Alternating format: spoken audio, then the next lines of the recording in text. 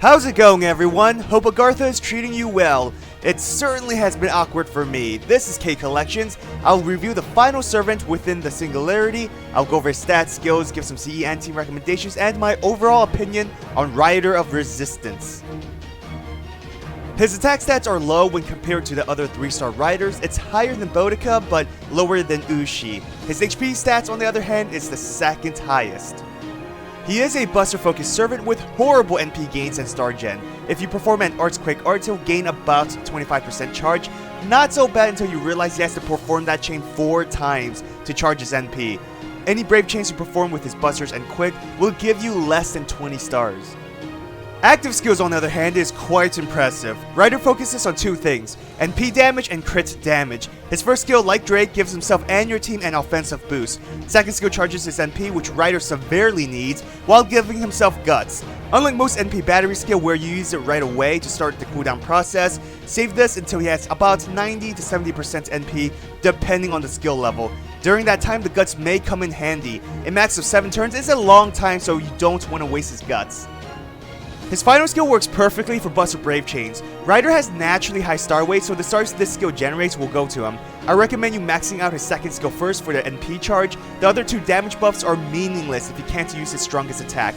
Max his first skill afterwards because the team buff can be really helpful. Save his third skill for last. Rider's passive skills aren't really that impressive. Moving on to his Noble Phantasm, which will receive an upgrade, is an AoE attack that reduces enemies' crit chance. That's it. Quite simple. For CE recommendations, if you want to use him for longer battles and not just for farming, then I suggest boosting his crit and buster performance. Now, if you have ways to charge his NP fast, say if you use a Waver and Merlin combo, then equip a CE that increases his NP damage.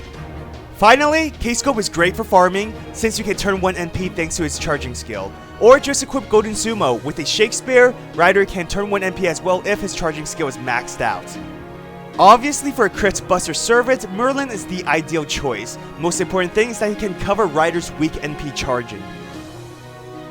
I said this already, but you can use Waver. Again, the purpose is to charge Rider's NP fast. Since Waver has an AoE defense debuff on his NP, chaining both Servant's Noble Phantasm can lead to massive damage. Now, I wouldn't suggest using both Merlin and Waver with Rider unless there's only one easy wave. Reason being is that if you're facing a more challenging boss, Rider is your only damage dealer. The other 2 servants will not benefit from all the attack buffs as much.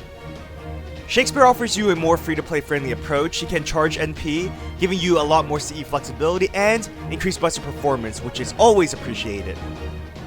Interesting enough, Rider can work well with Drake, though they may kill each other over the stars. Both have similar skills. With the 2 Voyager of the Storms, all servants will have 4 damage buffs for their NP attack. Overall, they can work great together, clearing waves of casters. Final thoughts on Rider of Resistance. He's basically a 3-star version of Francis Drake, although lacking several things, but also offering a few different. Rider's main strength would be his Noble Phantasm, being able to increase his damage from 3 different buffs. Having a 30% NP charging effect gives you some CE flexibility. He has naturally high star weights, being able to generate some instant stars to use. Possessing a gut skill also helps with his survivability, which is always a good thing. Overall, he is great for farming caster waves. He has solid skills and they synergize well with his playstyle. Now, Rider does have a few weaknesses. His NP gains aren't that impressive, requiring support if you want to use his Noble Phantasm more than once or twice in a battle. His star gens are horrible, not being able to support his own crit roll. Rider has very low attack stats. Worst of all, he is story locked, meaning you will have to purposely invest Saint Quartz to get him, whether it be from the story banner, which I do not recommend, or some form of raid-up banner. This hurts him the most because Rider's main strength would be his Noble Phantasm. Being story locked will affect his NP level, which will affect his NP damage.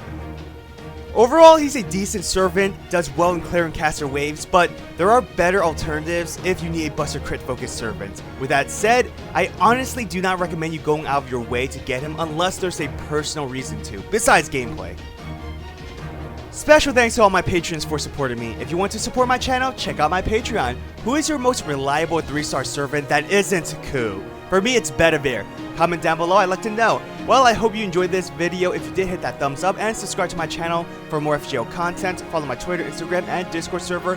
All links are in the description. Have an awesome day, everyone. Till next time.